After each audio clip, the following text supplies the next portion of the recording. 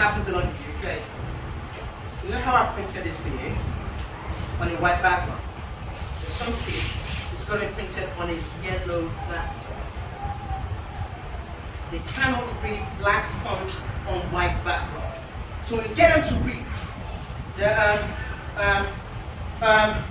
okay, they're struggling. But once you print on a yellow background, they read as fluently as anybody else. Or you get a yellow overlay, like an overlay, like a plastic, a yellow, a clean thing or yellow, and it covers white background. And then they read it. What have I just done? I just put a yellow overlay. And then they can read like everyone else. That's how I have taken care of that. But how do I know that if I don't know that child?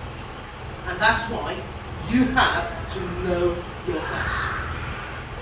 Okay? Know the data. You can see that very clearly. Like I said, it's all data driven. Know the data behind that child. Every student in the UK has a data. They're all held electronically. Right? Every teacher has a password. And you can see the data. It's their nationality, it's their GP means general practitioner, the doctor, the allergies, some kids that are related to nuts.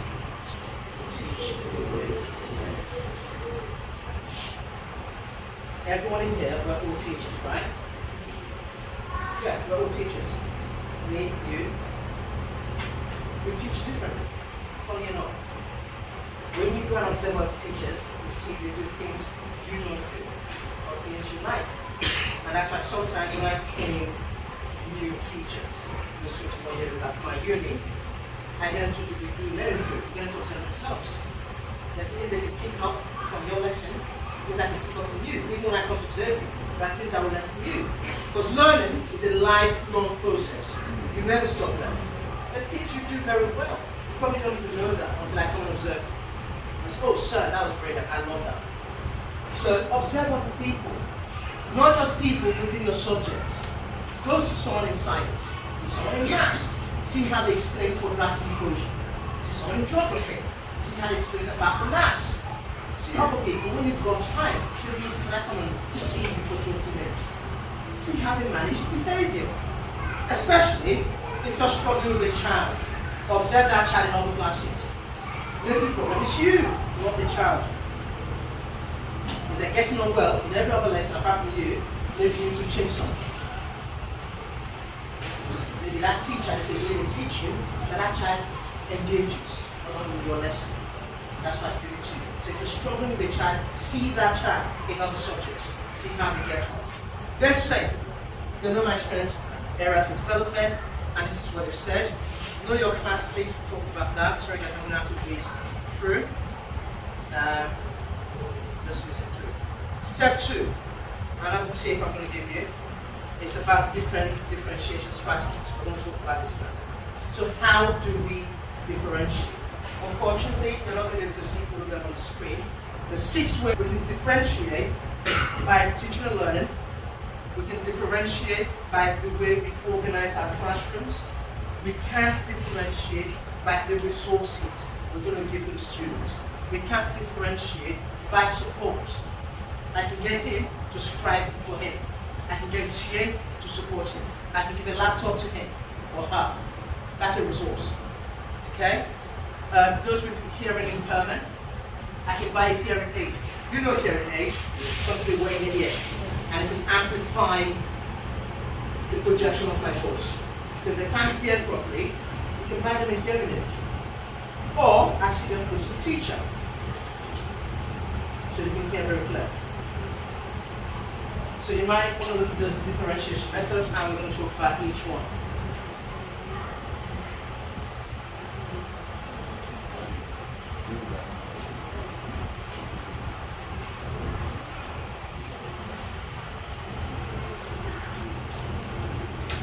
You've got notes in your pads, you can use what you've got notes to write, but that's fine. If you want to write in your pads, that's absolutely fine. Right, let's do the first one. I'm going to read, because I know you can't see what's on there. And I know most of you know what I'm going to talk about. back in a minute. It says here, effective inclusion requires teachers to identify and respond to the preferred ways of learning.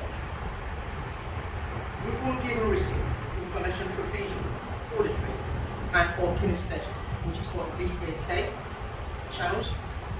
These are often referred to as VAK. Find yourself tying yourself in a knot.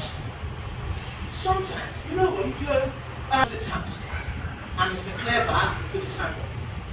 You go, Mr. Clever, can you explain the task? Sometimes they have a go a way kids explain to themselves and you can't even explain it. And then they can get it. Why not use it? Because the goal is getting everybody to understand the task. So if it means getting that kid to explain it, get him to explain it. Sometimes they relate, we're old school. So he's old, he's 70 years old. Oh, they can know how to do that. Get him to do that sometimes. Right? I'm going to give you a task very quickly. I'm not going to talk about ICT support because it's not going to work very great because sometimes there's power outage. You need to have constant power for things like that. So, we talked about resources, provide resources for visual learners, auditory learners, kinesthetic learners. Okay? You can do that task. Open and then close and then. What we're going to get you to do very quickly is this one here. There's a task here.